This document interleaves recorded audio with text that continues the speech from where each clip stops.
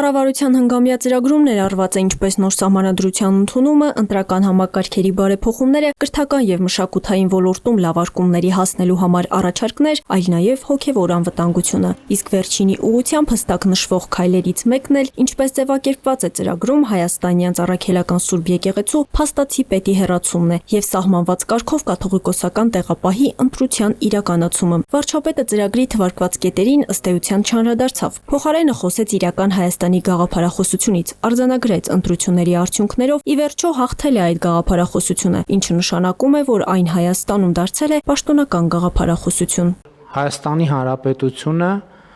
այսպիսով թևակողում է իր պատմության այն փուլը, որը անվանում ենք 4-րդ հանրապետություն։ Ապա թվարկեց 3-րդ եւ 4-րդ հանրապետությունների տարբերությունները։ 3-րդ հանրապետությունը ստեղծվել է, հիմնադրվել է հենց առաջին օրից կոնֆլիկտի տրամաբանությամբ, հակամարտության տրամաբանությամբ, 4-րդ հանրապետությունը ձևավորվել է խաղաղության տրամաբանությամբ։ Ըստ Փաշինյանի սրանից բխել են նաև որոշակի գործողություններ եւ ըստ էության այս հայեցակարգից է բխել նաև Ղարաբաղյան շարժումը։ Կառավարության ծրագիրը ամբողջությամբ հիմնված է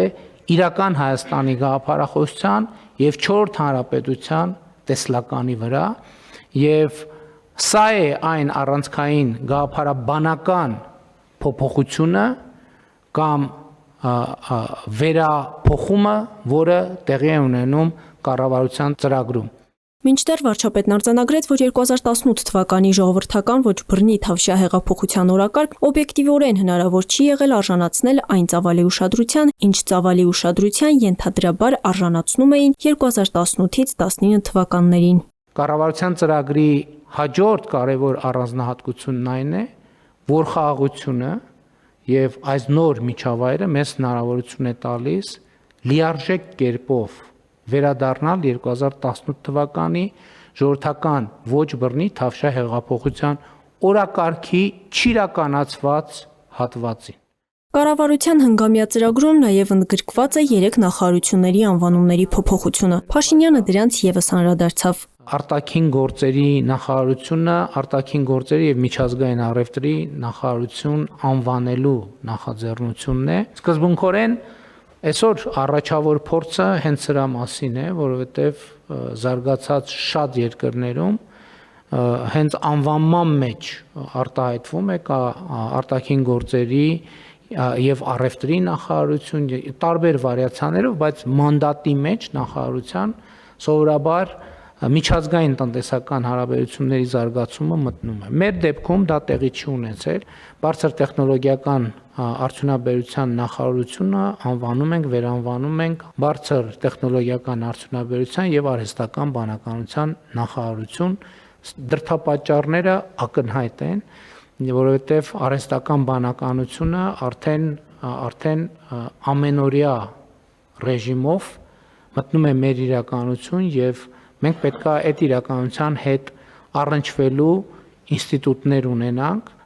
Աշխատանքի եւ սոցիալական հարցերի նախարարությունը մենք առաջարկում ենք վերանվանել աշխատանքի եւ բարեկեցության նախարարություն։ Հայաստանի Հանրապետությունում բարեկեցություն հասկացությունը եւ բարեկեցություն հասնելու մոդելը պետք է լինի հետեւյալը. կրթություն, աշխատանք, մասնագիտական կարողությունների զարգացում, առողջ ապրելակերպ, աշխատանքային վաստակ։ Կառավարությունը նաև կարևոր է համարում նպաստել սոցիալական կապերի եւ շփումների ամրապնդմանը։ Սոցիալական անմիջական շփումը ըստ վարչապետի հայտնվել է լրջագույն մարտահրավերների ներքո, սոցիալական ցանցերի զարգացման բերումով։ Բայց ինչ ենք մենք առաջարկում այս տրամաբանությամբ։ Մենք առաջարկում ենք, որ պետությունը սոցիալական անմիջական շփման հարթակների վերաբերյալ ունենա հայեցակարգային մոտեցումներ եւ զարգացնենք մենք սոցիալական անմիջական շփման հարթակները։ Մեկ այլ խնդիր էլ Փաշինյանը նկատեց առողջապահության ապահովագրության համակարգում։ Նշեց, խնդիր ունենք 2029 թվականի դրությամբ Հայաստանի ամբողջ բնակչությանը ներառելու առողջապահության ապահովագրության համակարգում։ Վարչապետը եզրափակեց խոսքը ծրագրի ամփոփում բաժնի մեջ բերումով, իսկ ծրագրի վերաբերյալ մանրամասն քննարկումը կշարունակվի ազգային ժողովում։ Ծրագրի իրականացման արդյունքում ակնկալվում է ունենալ նոր որակի պետություն եւ ապահովել պետության վերելքը։ Մարինե Դվոյան, Հորիզոն։